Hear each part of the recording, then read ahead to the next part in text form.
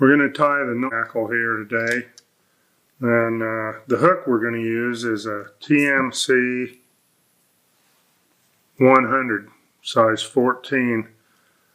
I'm going to use a 14 because it's a little easier to see, but we really tie these on down to 20s, 22s. In fact, I think they come into their own in the smaller sizes, even though you can tie some of them. I've tied them as big as a size 10, and they work pretty good using goose quill for the wing. We're going to use a 6/0 or 8/0 thread, pre-waxed. This one's going to be a Danville's. Doesn't matter what kind. And the color scheme we're going to use for this one, we're going to tie an olive body. And actually, this one would represent a fly on our western waters here. We call a flav. It's a Drunella flavolina is actually the species of mayfly it is. So we're going to put a little bit of a base of thread on here. I don't like tying right onto the bare hook. I like to have thread to cover the base. We're going to use some dubbing called Superfine, and it comes in a lot of good colors. We'll use one that's kind of a brownish olive here, and we'll start out with a little tiny ball of dubbing. We're going to use that to split the tails. So don't put much, just a little bit. You're going to put that right up near the bend of the hook. And well, I caught the point of the hook there with that a little bit. So I'm going to come back and put that on there. Still kind of mess things up a little. It looks okay though. Alright, and then for the tails, we'll use natural hackle fibers, and this comes off from a saddle that's a whiting cotton de Leon. I really like this material because you can see it has a little bit of a fleck to it. It's really neat. I wish we'd have had this stuff back in my commercial fly tying days. And we're going to tear off about 6 or 8 fibers and measure the same length as the body, is how long the tails should be. And then we're going to tie them right in to the middle of the hook shank here. And then tying them in the middle enables me to pull back here and split these about evenly, as evenly as I can guess to make them. Trying to get about half on one side and half on the other of the little ball of fur to get a split there. And trying to shoot for about 90 degree in there, roughly. So that's going to help balance the fly on the water. We're going to move up to the thorax position with the thread. That's going to be halfway between the end of the hook, the eye of the hook, and the point of the hook. That's what I use for my basis for all wings on dry flies. I think one of the things, if you ever get into tying commercially, you want to learn to be consistent. So you want to have all these different reference points, which makes that a little easier. And then we're going to take some duck quill. Might be hard to see that. We're going to take a section from the right and the left, and we're just going to cut a section out of there that's about half the length of the hook shank. So I'll go in here and just kind of, in my mind, kind of measure that and make a little cut there. When you're learning to tie these, I would use less material. But you can see that's about half. So that's the right wing, and then I'm just going to cut one off the other side for the other wing. And we'll just use those. The other thing I like to do is is lay them next to each other to see that they're about the same width. See, there's my right and left. That looks pretty close. The outside one looks like it might be just a little bit wider, but I'm not going to worry about that too much. So then next thing we're going to do is measure for height. I like these to be the same height as the body is long to keep these all in proportion. So we're going to hold this up, and then this is where it gets tough because you can't see. All you can see is my fingers. So if I lift this up, I'm going to kind of show you what is going to happen here. The first thing I'm going to do is lift the thread up in this position. So if I move the wings away, I want to show you where the thread is.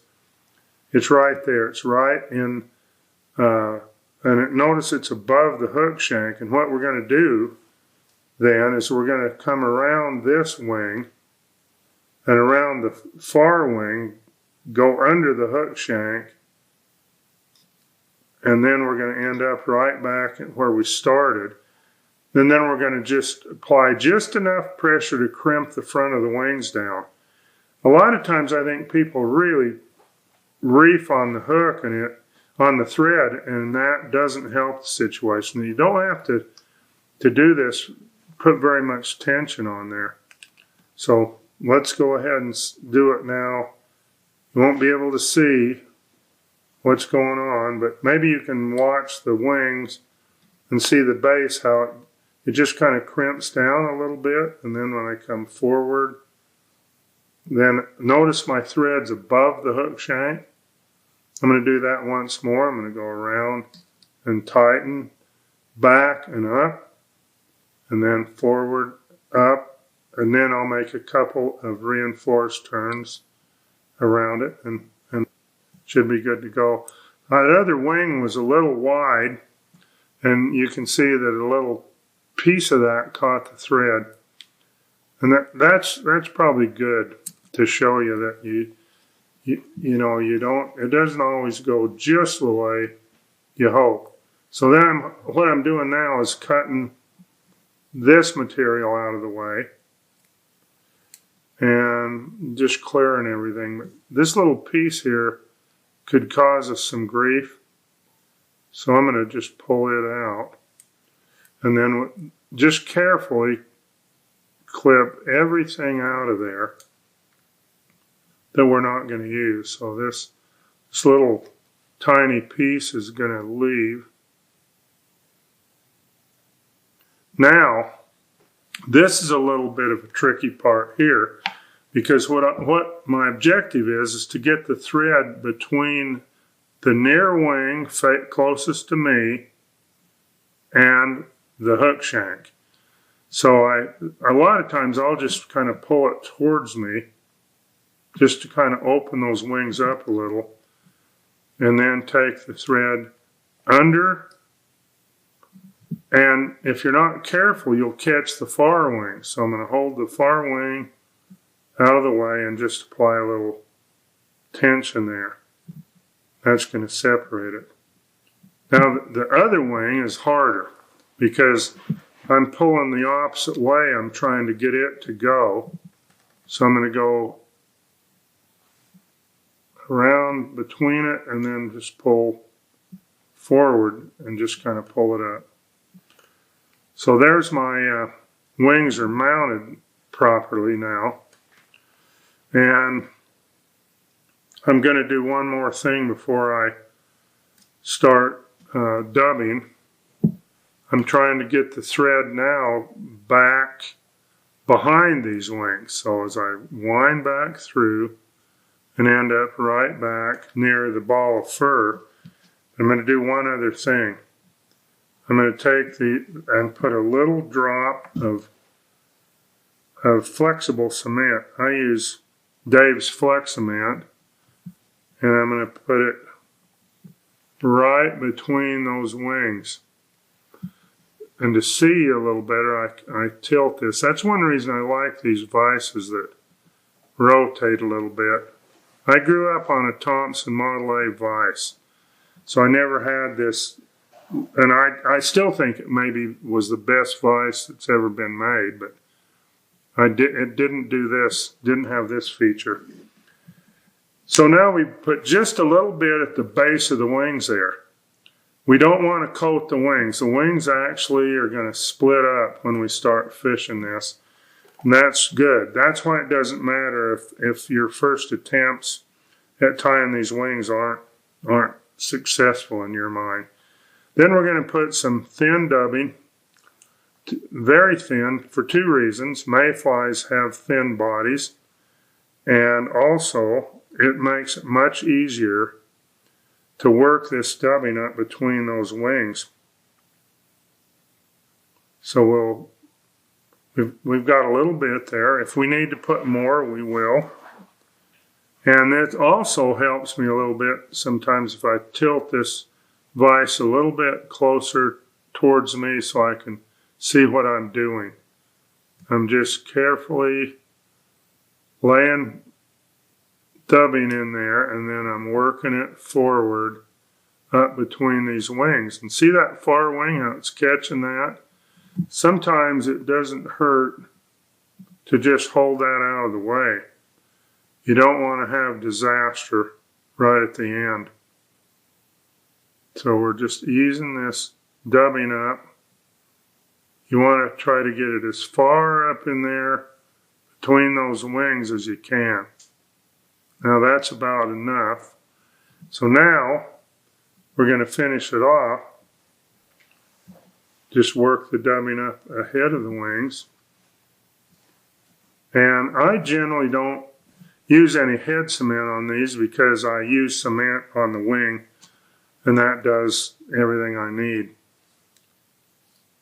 Then I'll whip finish it. And we've got it. If I were to critique this one, the wings are a little bit too short, and they're maybe a little bit back more than I like them. But in general, that fly is going to fish really well. I'll turn it around here in the vise so you can see how the wings come out of the side. And then I'm going to put it in these hackle pliers.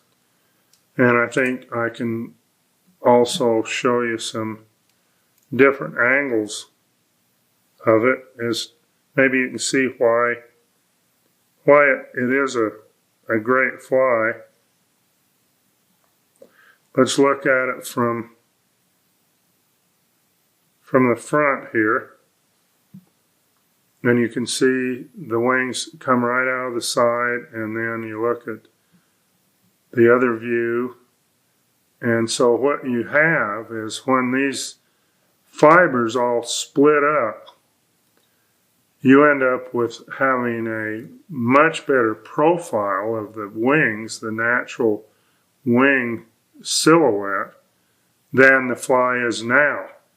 And that's why I wouldn't get too hung up on it if the wings don't look just like you think they ought to look when you get it tied. It just takes a little bit of time and a little bit of practice, but it's worth some grief.